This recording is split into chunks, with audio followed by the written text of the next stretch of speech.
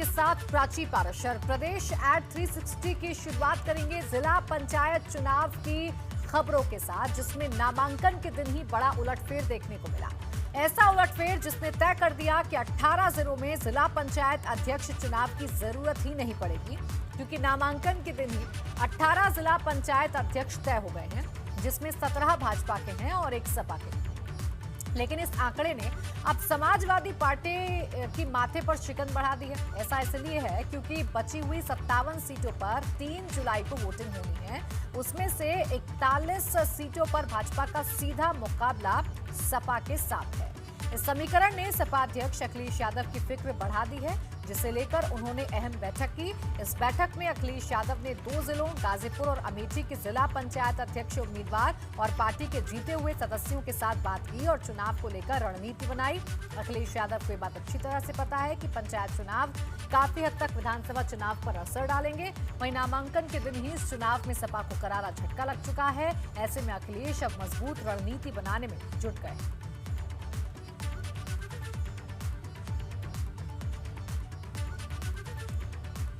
और अब आपको ये समझाने की कोशिश करते हैं कि सपा अध्यक्ष अखिलेश यादव की टेंशन में इजाफा क्यों हो रहा है और वो क्यों लगातार बैठकें कर रहे हैं। दरअसल 18 में से 17 सीट भाजपा जीत चुकी है, बाकी बची 57 सीटों पर मुकाबला बाकी है। 57 में से 41 सीट पर भाजपा और सपा की सीधी टक्कर होगी। सपा में कार्यकर्ता के दम पर ही जीत संभव है। पार्टी के कार्यकर्ताओं का टूटना मुश्किल पैदा कर सकता है। सपा के सदस्यों का भाजपा से जुड़ना परेशानी बन सकता है। 11 जिला अध्यक्षों को अखिलेश यादव को हटाना पड़ा। पार्टी के अंदर खाने की राजनीति से निपटना चुनौती।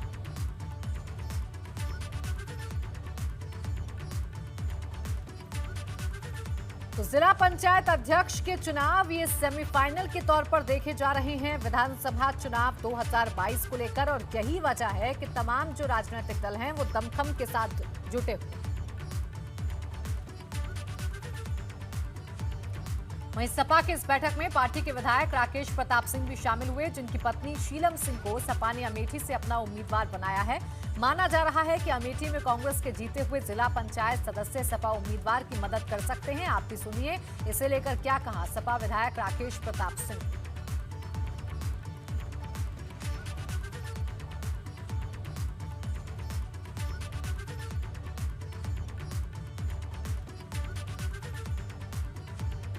अमेठी जिला पंचायत अध्यक्ष पद का निर्वाचन होना है, तो माननीय राष्ट्रीय अध्यक्ष का निर्देश था कि सभी समाजवादी पार्टी में आस्था विश्वास रखने वाले लोगों को उन्होंने बुलाया था और निर्देश दिया है कि समाजवादी पार्टी का जिला पंचायत अध्यक्ष आप लोगों को बनाना है अमेठी का।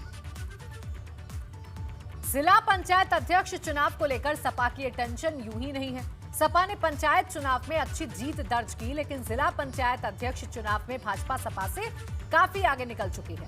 वहीं माना जा रहा है कि इस चुनाव का असर आने वाले विधानसभा चुनाव पर भी पड़ेगा।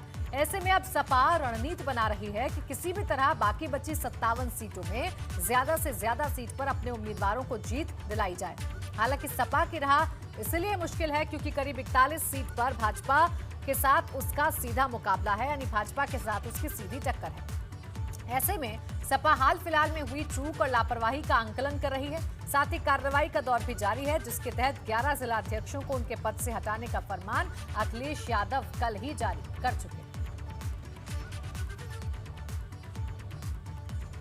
और हरदोई में समाजवादी पार्टी ने जिला पंचायत अध्यक्ष पद के चुनाव को लेकर पुलिस पर उत्पीड़न का आरोप लगाया। सपा के जिला अध्यक्ष जितेंद्र वर्मा जीतू ने आरोप लगाया कि मल्लावा प्रथम से जिला पंचायत सदस्य निशा देवी के आवास पर पुलिस ने परिजनों से मारपीट की और फिर घर से नकदी और जेवरात भी उठा ले गए।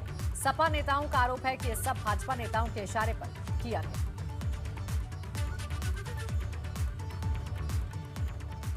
मुन्नी देवी की प्रस्तावक हूँ, इसलिए भाजपा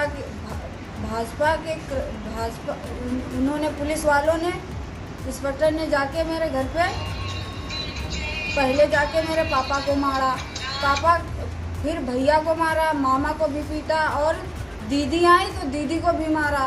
फिर ऊपर गए, ऊपर जाके तोड़ फोड़ की। फिर वहाँ अलमारी रखी थी, उसको तोड़ के 50,000 रुपये, 5 तोला सोना, 1 किलो चांदी और पिपरमिंट का 1 कुंटल तेल ले आए और ये कहा कि कि अगर आप भाजपा को वोट नहीं दोगी तो हम तुम्हारे घर में जितने मेंबर्स हैं सब पे 302 का मुकदमा लगाएंगे। अयोध्या में मर्यादा पुरुषोत्तम भगवान श्री राम एयरपोर्ट की जमीन अधिग्रहण के मामले को लेकर सपा नेता और पूर्व मंत्री पवन पांडे ने जिला प्रशासन पर गंभीर आरोप लगाए। पवन पांडे ने धर्मपुर में किसानों के साथ एक प्रेस कॉन्फ्रेंस की, जिसमें उन्होंने बताया कि एक किसान का राशन कोटा निरस्त कर दिया गया है। यही नहीं, जब पीड़ित किसान तहसील के सामने से गुजर रहे थे तो वहां के कर्मचारियों ने उनकी बाइक से चाबी भी निकाल ली। पवन पांडे ने किसान नरेंद्र देव और उनके बेटे को तहसील में बंधक बनाने का आरोप भी लगाया। पवन पांडे ने कहा है कि किसान नरेंद्र देव तिवारी को तब तक नहीं छोड़ा गया जब तक उन्होंने एयरपोर्ट के लिए जमीन का बैनामा नहीं कर दिया। वहीं प्रशासन पर धर्मपुर के किसानों को सही मुआवजा न देने के आरोप भी सपा नेता की तरफ से लगाए गए। कोरोना के केस कम होने के बाद एक बार फिर भाजपा ने 2022 विधानसभा चुनाव के लिए तैयारी शुरू कर दी है, जिसके तहत गोरखपुर सर्किट हाउस में पार्टी की अहम बैठक हुई। बैठक में गोरखपुर, देवरिया, कुशीनगर और महराजगंज के भाजपा जिला अध्यक्षों, प्रभारी के साथ साथ सांसदों, विधायकों और राज्यसभा सदस्यों ने शिरकत की। ये बैठक शाम 4 बजे तक चली। बैठक में भाजपा यूपी प्रभारी राधा मोहन सिंह ने तमाम मौजूदा नेताओं को जीत का मंत्र दिया, साथ ही हमारा बूथ कोरोना मुक्त का नारा दिया। राधा मोहन सिंह ने बताया कि भाजपा के कार्यकर्ता कोरोना टीकाकरण के कार्यक्रम को मजबूत कर रहे हैं और आगे भी करते रहेंगे। गोरखपुर सांसद रवि किशन ने भी बताया कि बैठक में कई अहम मसलों पर चर्चा की गई है।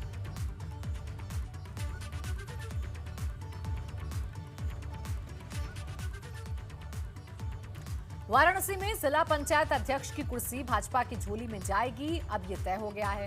इस बीच कांग्रेस पार्टी ने समाजवादी पार्टी पर निशाना साधा है। कांग्रेस नेता जराय ने खुद की गिरेबान में झांकने की बजाय सपा अध्यक्ष अखिलेश यादव पर हमला बोला है। कि समाजवादी पार्टी लड़ाई नहीं लड़ पा रही है, पूरी तरीके से फेल साबित हो रही है और इनकी लड़ाई में दम नहीं है। इसका सीधा साधा उदाहरण जिला पंचायत आपके सामने। इसके पहले भी इनके बड़े नेता जिसको लगातार भाजपा के द्वारा प्रताड़ित किया गया, उनके भी साथ ये समाजवादी पार्टी खड़ी नहीं हो पाई। समाजवादी पार्टी के पास लड़ने की ताकत नहीं है। मैं सभी कांग्रेस के अपने साथियों से कहना चाहूँगा कि सड़क उतर कर लड़ें। समाजवादी के पास दम नहीं है, क्योंकि समाजवादी पार्टी पूरी तरीके से राम गोपाल यादव से लेकर अखिलेश यादव तक सभी लोग भ्रष्टाचार में लिप्त हैं और ये कभी भी भारतीय जनता पार्टी से आमने सामने की लड़ाई नहीं लड़ पाएंगे।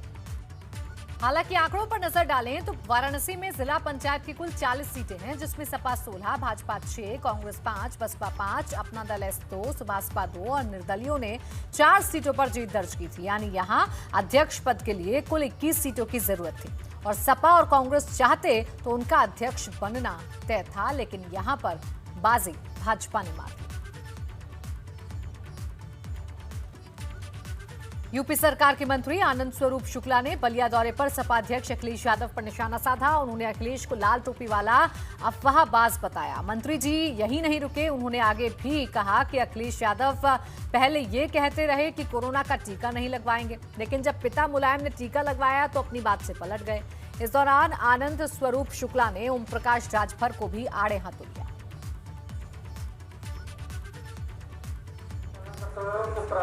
में टीकाकरण करवा रहे हैं तो यह जो एक लाल टोपी वाले अफवाहबाज हैं, ये कहे थे कि हम टीका नहीं लगवाएंगे और फिर से बात पे पलट गए। जब उनके पिताजी, जिन्हें वो लात मार के गद्दी से हटा दिए थे, वह टीका जब लगवा लिए तो लोगों ने कहा कि ये तो थूक के चाट रहे हैं।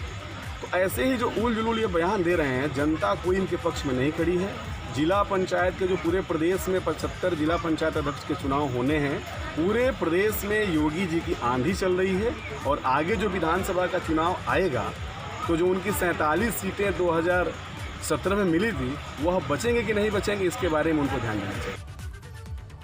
बसपा अध्यक्ष मायावती ने यूपी में 2022 विधानसभा आम चुनाव को लेकर असदुद्दीन ओवैसी की पार्टी AIMIM के साथ मिलकर चुनाव की खबरों को सिरे से खारिज कर दिया।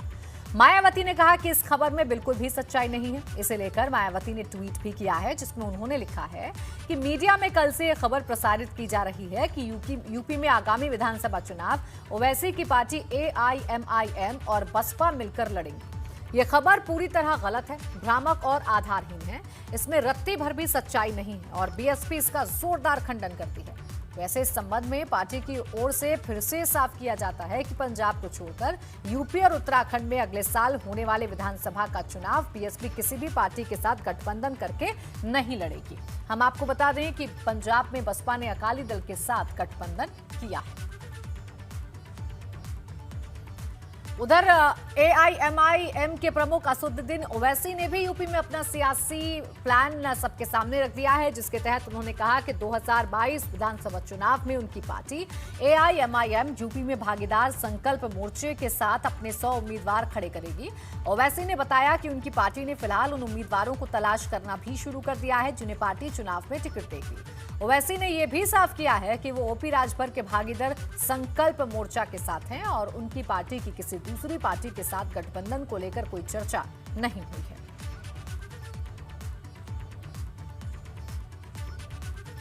राष्ट्रपति रामनाथ कोविंद अपने पैतृक गांव पहुंचे। राज्यपाल आनंदीबेन पटेल और सीएम योगी आदित्यनाथ ने राष्ट्रपति का स्वागत किया। मंच से लोगों को संबोधित करते हुए राष्ट्रपति ने कहा कि उन्होंने अपने जीवन के 15 साल गांव में ही बिताए और अपने गांव में उनका लगाव कभी कम नहीं हुआ। महामहिम अब अपने गांव परौंक से कानपुर के सर्किट हाउस पहुंच चुके हैं। रात्रि प्रवास के बाद अब राष्ट्रपति कल लखनऊ राजभवन के लिए निकलेंगे।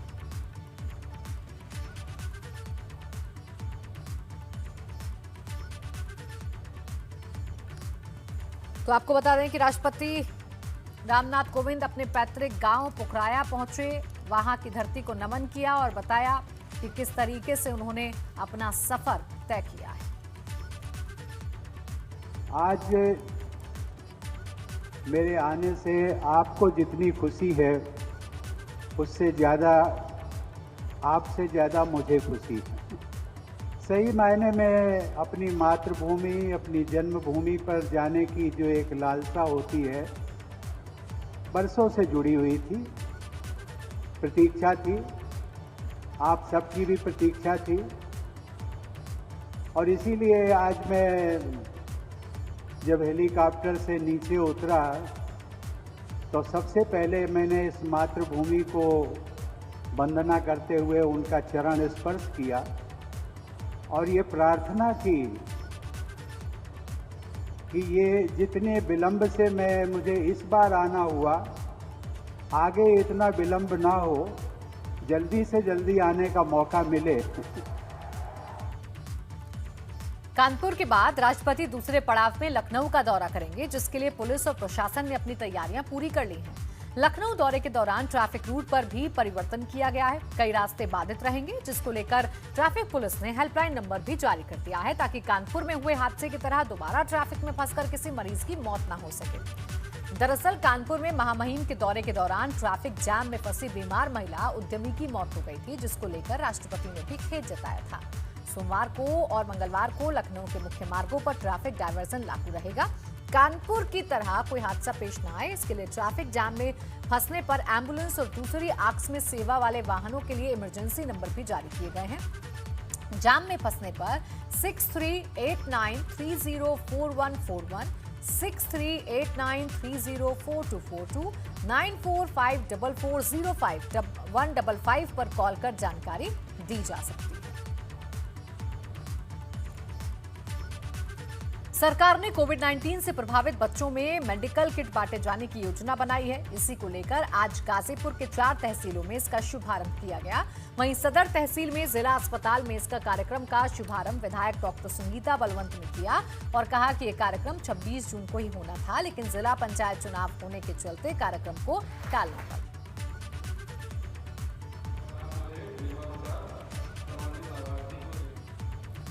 प्रदेश सरकार में कैबिनेट मंत्री सुरेश राणा ने आज जनपद शामली पहुंचकर बच्चों के लिए मेडिकल किट वितरण समारोह में शिरकत की। मेडिकल किट वितरण समारोह में उन्होंने कोरोना की संभावित तीसरी लहर की आशंका के चलते समारोह में मौजूद आशा और आंगनबाड़ी बहनों को सतर्क रहने और लोगों को ट्रेस कर लोगों की स्वास्थ्य संबंधी जानकारी जुटाने के दिशा निर्देश दिए। साथ ही उन्होंने आशा और आंगनबाड़ी बहनों का इस कोरोना के हाल में फ्रंटलाइन वर्कर के रूप में काम कर लोगों की सुरक्षा करने के लिए भी धन्यवाद दिया।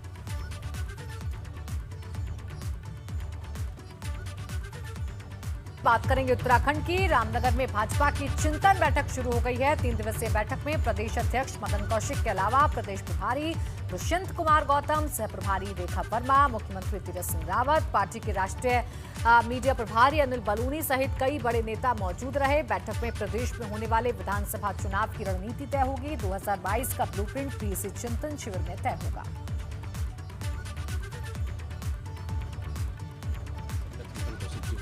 और कौशिक जी, राम भक्तों की पार्टी है, रामनगर में चिंतन शिविर है, क्या होने वाला है? राम भक्तों की पार्टी का रामनगर में चिंतन है तो अच्छा ही होगा। आने वाले 2022 में 2017 से बड़ी विजय प्राप्त हो, इस कामना के साथ हम लोग यहाँ चिंतन शिविर में इस समय आए हैं। आज से ये प्रारंभ हो रहा है। सुबह से हम लोगों ने अनेक कार्यक्रमों में भाग लिया है। आज का जो पहले दिन का कार्यक्रम था वो क्या रहे? प्रारंभ में हम लोग ई प्रशिक्षण के माध्यम से केंद्र से जुड़े, उसके बाद मन की बात कार्यक्रम में गए, फिर हमारी टोली बैठक हुई। टोली बैठक में हमारे सभी मुख्यमंत्री जुड़े, हम लोग जुड़े और उसमें हमारे प्रभारी सह प्रभारी सभी थे। टोली बैठक में भी हमने पूरे 3 दिन की चर्चा विस्तृत रूप से की। शाम को 7 बजे उद्घाटन सत्र होगा, अभी तुरंत होने वाला है। उद्घाटन सत्र के रूप में हम लोग इसको विधिवत प्रारंभ करेंगे और कल पूरे दिन और परसों पूरे दिन इसमें कार्यक्रम रहेंगे। कल जैसे दूसरा दिन होगा तो दूसरे दिन के जो सुबह से आप कार्यक्रम आपने का शेड्यूल तय हुआ है, तो वो कल का पूरा शेड्यूल क्या है? कल हमारे पूरे 6 सत्र होंगे, 5-6 सत्र होंगे। उनमें हम लोग एक राजनीतिक वर्तमान परिस्थितियों पर हमारी लंबी चर्चा होगी। हम लोग अपने संगठन की पूरी ताकत क्या है इस पर चर्चा करेंगे। कार्यक्रमों के आधार पर हम लोग चर्चा करेंगे। हम लोग अन्य उत्तराखंड में जो वर्तमान परिदृश्य है उस पर चर्चा करेंगे। हम सरकार की कल्याणकारी योजनाओं पर चर्चा करेंगे। तो मेरे साथ थे कौशिक जी, तो उन्होंने बताया कि 2022 का जो ब्लूप्रिंट है अभी कल और परसों जो चिंतन शिविर होने वाला है उसमें पूरा हो जाएगा और उसमें पूरी तरह से तैयार हो जाएगा। मैं एबीपी गंगा के लिए रामनगर से अपने सहयोगी कैमरामैन निशांत चौहान के साथ अजीत सिंह राठी। एसटीएफ और पुलिस की संयुक्त टीमों ने साइबर अपराधों में शामिल 14 लोगों को देश के अलग अलग राज्यों से गिरफ्तार किया है। इन ठगों में से 2 ने हाल ही में डीजीपी अशोक कुमार की फर्जी फेसबुक आईडी बनाकर उनके किसी परिचित से पैसे मांगे थे। साइबर ठगी का ये धंधा झारखंड के जामताड़ा और राजस्थान के अलवर से ऑपरेट हो रहा है। साइबर ठग पुलिस को चकमा देने के लिए फर्जी सिम कार्ड, फर्जी बैंक अकाउंट, फर्जी एड्रेस का सहारा लेते थे। पुलिस ने देश के अलग अलग जगहों से इन शातिरों को गिरफ्तार किया है। सोनभद्र में तेज बारिश और बिजली गिरने से अलग अलग क्षेत्रों में 3 लोगों की मौत हो गई, जबकि 3 लोग घायल हो गए। कोन थाना क्षेत्र के कुड़वा गांव में बिजली गिरने से 2 लोगों की मौत हो गई, जबकि 2 लोग घायल हो गए। वहीं बभनी थाना क्षेत्र के एक गांव में भी बिजली गिरने से एक व्यक्ति की मौत हो गई।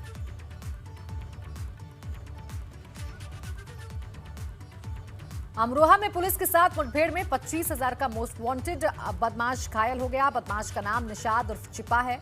उसके पास से तमंचा बरामद किया गया है। उस पर कई थानों में 15 केस दर्ज हैं। खबरों के मुताबिक पुलिस को सूचना मिली थी कि कुछ बदमाश खेत में छिपे बैठे हैं, तभी पुलिस घेराबंदी देखकर बदमाशों ने पुलिस पर फायर रोकना शुरू कर दिया। इसके बाद जवाबी कार्रवाई में एक बदमाश को पैर में गोली लगी, जबकि उसका एक साथी मौके से फरार हो गया।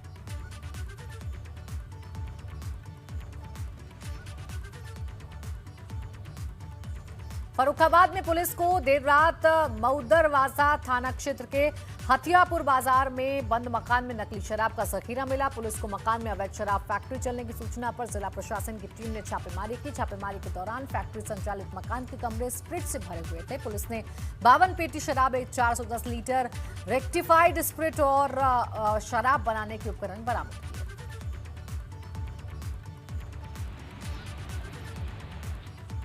अलीगढ़ में जहरीली शराब से हुई मौत के बाद भी मथुरा के आबकारी विभाग ने सबक नहीं लिया। आए दिन मथुरा में जहरीली शराब की धड़ल्ले से बिक्री हो रही है और सोशल मीडिया पर वीडियो तेजी से वायरल हो रहे हैं। और अब एक दूसरा वीडियो गांव नौगावा का है, जहां अवैध शराब बेचे जाने का वीडियो सोशल मीडिया पर वायरल हुआ है। वीडियो में एक घर में अवैध शराब की बिक्री दिन दहाड़े खुलेआम हो रही है, लेकिन फिर भी इलाके की पुलिस सोई हुई है।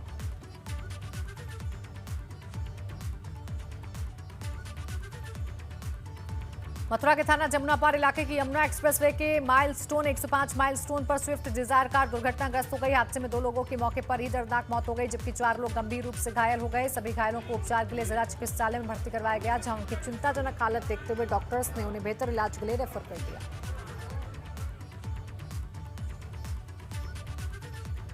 एटा के जलेसर थाना क्षेत्र के आवागढ़ रोड रामगढ़ी पर टैंकर ने बाइक सवार 3 लोगों को टक्कर मार दी। सड़क हादसे में 3 लोगों की दर्दनाक मौत हो गई। पुलिस ने तीनों शवों को पोस्टमार्टम के लिए भेज दिया।